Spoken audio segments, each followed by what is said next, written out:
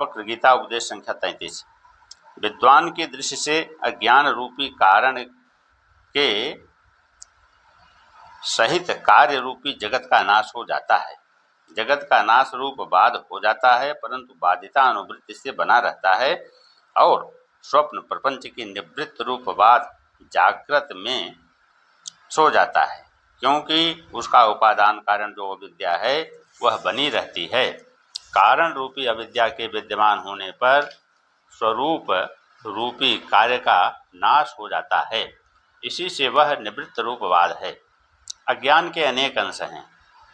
जिस विद्वान के अंतःकरण रूपी अंश का जो अज्ञान का कार्य है नाश हो जाता है, उसी को अपनी आत्मा का साक्षात्कार हो जाता है और बाकी जीवों को नहीं होता है। उनका जगत भी बना रहता है। जैसे 10 पुरुष सोए हुए अपने अपने स्वप्नों को देखते हैं, उनमें से जिसकी निद्रा दूर हो गई है उसी का स्वप्न प्रपंच नष्ट हो जाता है, बाकी के पुरुषों का बना रहता है। जिस पुरुष को ऐसा निश्चय हो गया है कि जगत की अपनी सत्ता से शून्य है, ब्रह्म ही सत्ता से सत्यवत भान होता है, वास्तव में मिथ्या है, वही पुरुष शांति को प्राप्त हो सकता है। पूर्व जो गुरु ने शिष्य के प्रति ज्ञानाष्टक कहा है, उसी को अब शिष्य अपने में दिखाता है। शिष्य कहता है कि हे गुरु, प्रथम जो शरीर के कर्म यज्ञादि हैं उनका मैं असहन करने वाला हुआ, अर्थात शारीरिक कर्म मेरे से सहारे नहीं गए हैं। फिर वाणी के कर्म जो निंदा स्तुति आदि हैं उनका मैंने असहन किया। फिर मन के कर्म जो जपादि हैं उनका मैंने असहन किया, अर्थात कायिक वाचिक और मानसिक संपूर्ण कर्मों को त्याग करके मैं स्थित हो गया।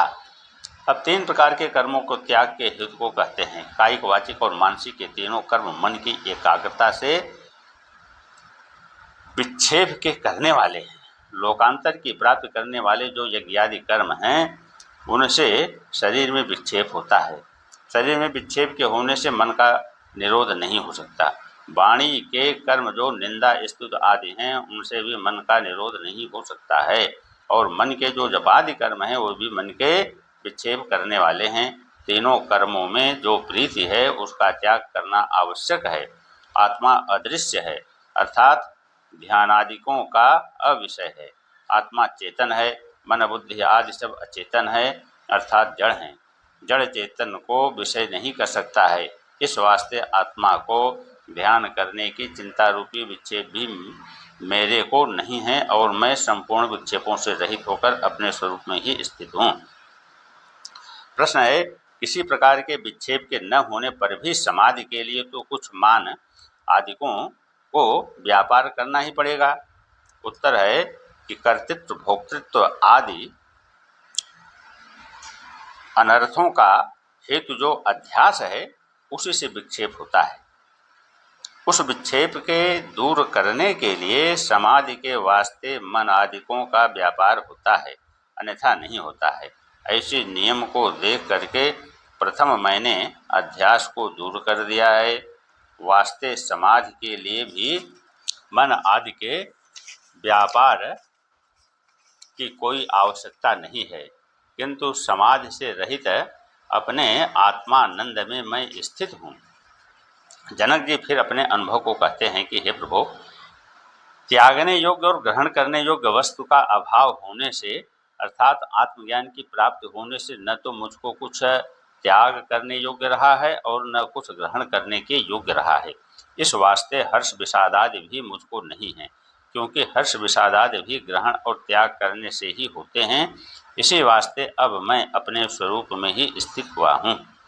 शिष्य कहता है कि हे गुरु, आश्रमों के धर्मों से और उनके फलों के संबंध से भी मैं रहित हूँ। अनाश्रमी जो त्यागी सन्यासी हैं उनके धर्म जो दंडादिकों का धारण करना है उनके संबंध से भी मैं रहित हूँ, और योगियों के धर्म जो धारण ध्यान आदि हैं उनसे भी मैं रहित हूँ, क्योंकि ये सब अज्ञानियों के लिए बने हैं। मैं इन सब का साक्षी चिद्रूप हूँ।